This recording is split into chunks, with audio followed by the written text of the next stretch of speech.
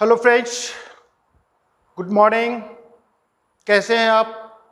नमस्ते फ्रेंड्स। मैंने last video future continuous का अपलोड किया।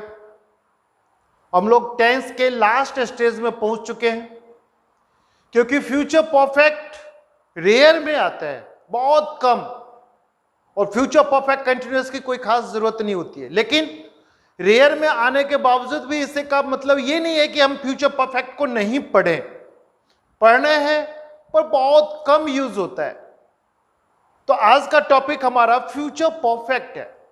पर फ्रेंड्स, फ्यूचर सिंपल और फ्यूचर कंटिन्यूअस क्वाइट डिफरेंट है। जिसमें मैंने बताया होता कि फ्यूचर कंटिन्यूअस तो बिल्कुल सबसे अलग है, क्योंकि फ्यूचर कंटिन्यूअस का स्ट्रक्चर कई बार धोखा देता है बाकी ग्रामर के साथ। ठीक है फ्रेंड्स, तो आज का हमारा टॉपिक है फ्यूचर परफेक्ट। Future perfect.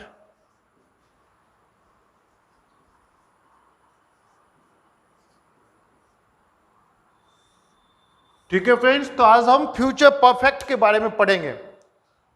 पर जो न्यू लर्नर होते हैं, फ्यूचर को क्या कहते हैं? फ्यूचर नहीं पढ़ते। अगर आपने साउंड यानी कि प्रोनाउंसिएशन जानते हैं तो बेहतर है। इसमें एक छोटा सा जोक है। जोक ये है कि एक बार स्कूल में इंग्लिश टीचर अब्सेंट थे, तो जो अरेंजमेंट पीरियड होता है वो किसी हिंदी टीचर को दिया गया कि सर इंग्लिश सर नहीं है, इसलिए इंग्लिश के पीरियड आपका, इस पीरियड में आप खाली हैं और इस क्लास में इंग्लिश है, आप वहां चलिए जाइए और कुछ पढ़ा दीजिए या बच्चे को अंदर डिसिप्लिन रखिए, क्लास में जाइए। अरेंजमेंट पीरियड होता। तो हिंदी टीचर थे, लेकिन पीरियड था इंग्लिश का। टीचर क्लास में गए और उन्होंने बोला ठीक है, सोचे कि भाई टाइम बिताना ऐसे बैठ के अच्छा है कि कुछ पढ़ा देते हैं। तो वो रीडिंग बच्चों से लगवाने लगे। तो बच्चों ने बोला कि सर हमें रीडिंग अच्छा से नहीं आता है, इसलिए आप बताइए। तो रीडिंग जब कर रहे थे तो वहां में एक वर्ड आया था जिसका स्पेलिंग था NATURE। तो टीचर ने कहा, चूंकि वो तो हिंदी के टीचर थे, कि बेटा मेरा सेंस ये कहता है कि यह इसका प्रोनाउंसिएशन यानी कि इसका उच्चारण नेचर होगा। पर क्लास जनरल था, गवर्नमेंट स्कूल थी। एक बच्चा था, उसके पिताजी इंग्लिश के PhD कर रखे थे। उन्होंने कहा नहीं सर, ये आप कैसे कह सकते हैं कि ये नेचर होगा? बोला क्यों, आपका क्या ख्याल है? सर मेरा ख्याल तो ये नटूरे होगा, नेचर नहीं, ये नटूरे है। टीचर को भी रुकना पड़ा, सोचना पड़ा, अरे इसका तो पिताजी इंग्लिश से PhD कर रखे होंगे, तो जरूर कुछ ना कुछ ज्ञान इसके पास भी होगा, शायद सही कर रहा है। लेकिन टीचर को लगा कि ये सही कर रहा है, पर है तो नहीं लग रहा है। पर उन्हें भी कॉन्फिडेंस नहीं था। बोले ठीक है, चलो कोई नहीं, हम तुम्हारे पिताजी से मिलते हैं। अगले दिन मौका मिला, पिताजी से मुलाकात हुई। बोला सर एक प्रॉब्लम थी, मैं सोच रहा था कि आप सॉल्व कर दे तो बेहतर है, क्योंकि आपका बेटा ने इंटरफेयर करके मुझे भी कंफ्यूज कर दिया। बोलिए। तो पेरेंट्स ने बोला ठीक है बताइए क्या प्रॉब्लम है, क्या मेरा बेटा ने कंफ्यूज किया? सर एक स्पेलिंग था NATURE और मुझे लग रहा था ये नेचर की तरह, लेकिन आपके बेटा ने कहा सर नेचर ने, इसको नटूरे बोलेंगे। तो उसके पिताजी ने कहा कि सर आप सोचिए, जिस बच्चे को नटूरे पढ़ने में यह हाल है, उसका फुटूरे कैसा होगा? ठीक है फ्रेंड्स, फुटूरे मींस वह भी नहले पे दहला निकला। ठीक है फ्रेंड्स, इसलिए फुटूरे भी पढ़ लेते हैं लोग जिनको साउंड नहीं पता होता है। तो यह फ्यूचर है। तो फ्रेंड्स, फ्यूचर परफेक्ट के बारे में जब भी हम इसके कंसेप्ट को देखते हैं तो क्या होता है? प्लानिंग तो इसमें भी होता है, planning to be completed. Planning to be completed यानी कि समाप्त होने की योजना बना रहा होता है। तो यह फ्यूचर परफेक्ट होता है। जबकि इसकी अगर हम पहचान के रूप में लें तो हिंदी से पहचान जो होता है चुका होगा, चुका होगा या चुके होंगे या चुकी होगी। ठीक है फ्रेंड्स, ये इसके कंसेप्ट हैं हिंदी से। जबकि इंग्लिश से इसका कंसेप्ट जो होता है पास्ट परफेक्ट की तरह होता है, यानी कि इसमें जो होता है जो पास्ट परफेक्ट या प्रेजेंट परफेक्ट जो होता है उसी की तरह में आता है, लेकिन इसमें खासकर जो पहचान में आती है बिफोर लगा हो या ऑलरेडी लगा हो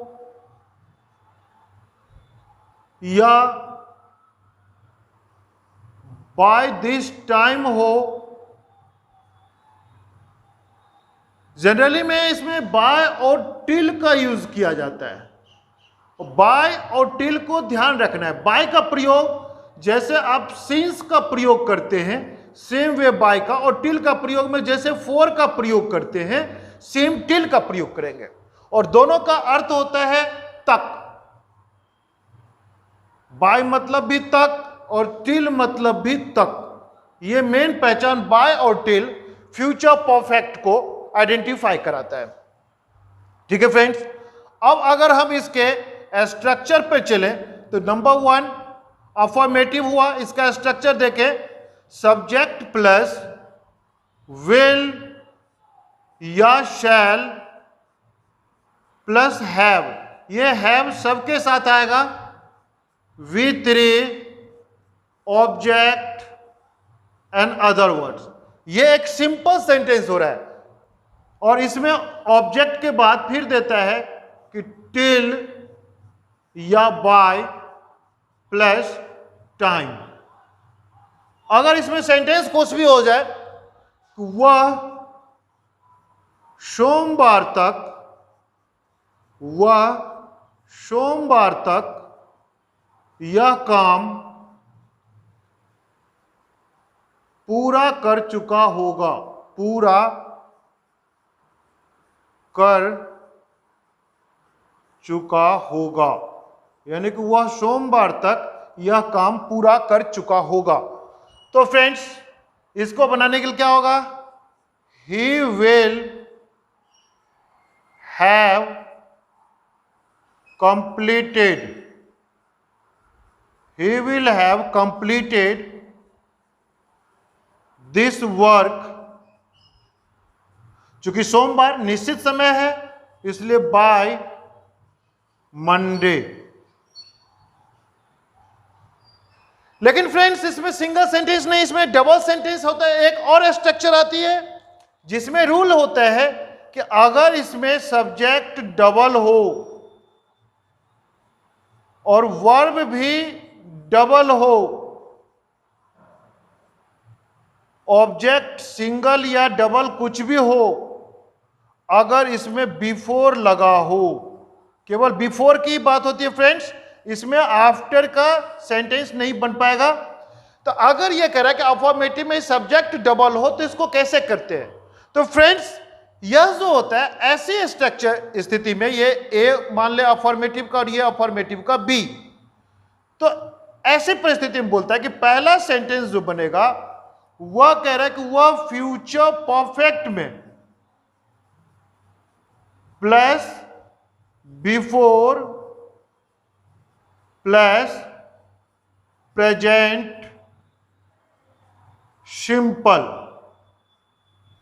है ना। अजीब सा फ्रेंड्स, अगर डबल सब्जेक्ट डबल वर्ब और बिफोर लगा होता है तो उस स्थिति में पहला सब्जेक्ट फ्यूचर परफेक्ट पे, फिर बिफोर और प्रेजेंट सिंपल पे बनता है। स्ट्रक्चर वाइज अगर देखते हैं तो सब्जेक्ट प्लस शैल या will plus have plus V3 object other words plus before plus subject V1 या V5 object and other words. और वही स्लोगन फ्रेंड्स जैसा मैंने बताया था, स्लोगन क्या था? तो हिंदी लास्ट, इंग्लिश फर्स्ट। ये फॉर्मूला आप भूलेंगे नहीं, वरना डबल सेंटेंस वाला सेंटेंस में आपको ट्रांसलेट करने में गड़बड़ हो जाएगा। तो हिंदी से अगर जब डबल सब्जेक्ट डबल वर्ब का होगा तो लास्ट वाला जो सेंटेंस होगा वह यहां में फ्यूचर परफेक्ट का, और शुरू वाला जो सेंटेंस होगा वो प्रेजेंट सिंपल में बनेगा। मीन्स पिताजी के ऑफिस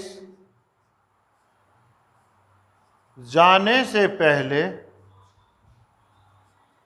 पिताजी के ऑफिस जाने से पहले माताजी खाना पका चुकी होगी। पिताजी के ऑफिस जाने से पहले माताजी खाना पका चुकी होगी। तो फ्रेंड्स, माताजी खाना पका चुकी होगी means mother will have cooked food before father goes to office। देखो फ्रेंड्स, तो इस तरह से इसका अफर्मेटिव फ्यूचर परफेक्ट का होता है। एक तो जनरल सेंटेंस हुआ, तो general sentence single subject single verb या डबल वर्ब भी हो जाए तो कोई नहीं, लेकिन जिसमें डबल से सब्जेक्ट और डबल वर्ब हो जाता है और बिफोर लगा होता है, क्योंकि आफ्टर तो लगता नहीं है, तो कैसे करेंगे? तो इसमें फ्यूचर परफेक्ट के साथ प्रेजेंट सिंपल का मिक्सचर चलता है। तो यह हमें ध्यान रखना होगा।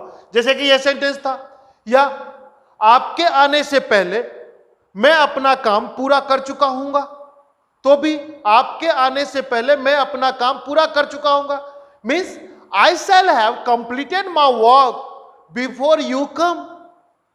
या रोहन के घर जाने से पहले सोहन यहां आ चुका होगा, तो Sohan will have come here before Rohan goes to his house या गोज टू हाउस। तो इस तरह से ये सेंटेंस बनेंगे। तो आपने देख लिया कि अफर्मेटिव डबल स्ट्रक्चर पुट करता है। सेम वे इसके नेगेटिव भी अगर हम बनाते हैं तो कोई ज्यादा नहीं आएगा।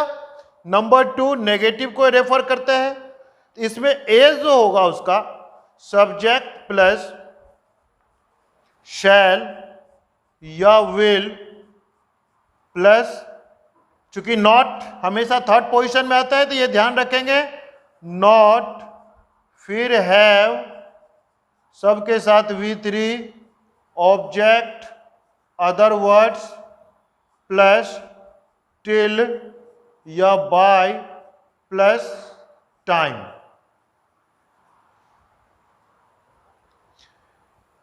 इस पे सेंटेंस तो कुछ भी हो सकता है। वह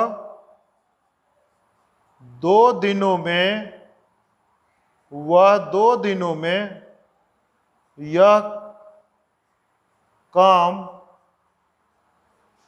नहीं कर चुका होगा, नहीं कर चुका होगा।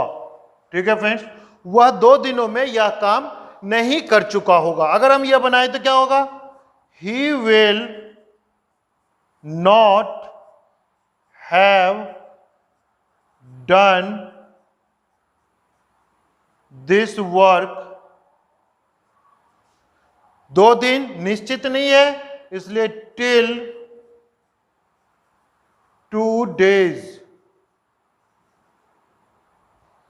ठीक है फ्रेंड्स, अब अगर इसके बी डबल सेंटेंस वाला हो, यानी कि सब्जेक्ट डबल वर्ब डबल हो, तो इसका कैसे होगा? तो सेम वे सब्जेक्ट प्लस शैल या will plus not have V3 object other words plus before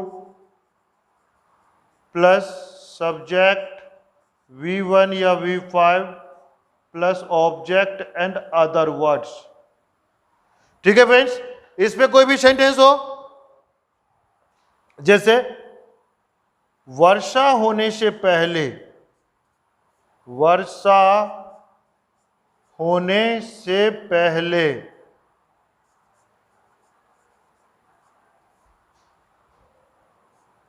तुम घर नहीं पहुंचे होगे। वर्षा होने से पहले तुम घर नहीं पहुंचे होगे, तो यानी कि तुम घर नहीं पहुंचे होगे मतलब sorry, you will not have, पहुंचना का फ्रेंड्स रिच, तो यहां बनेगा reached. You will not have reached home before it rains. ठीक है फ्रेंड्स, तो इस तरह से आपने देखा कि फ्यूचर परफेक्ट के भी डबल सेंटेंस होता है, जिसमें एक सिंगल सब्जेक्ट सिंगल वर्ब का और एक डबल सब्जेक्ट डबल वर्ब का बनता है। ठीक है फ्रेंड्स, तो इस तरह से आप इसके अफर्मेटिव और नेगेटिव का स्टडी किया।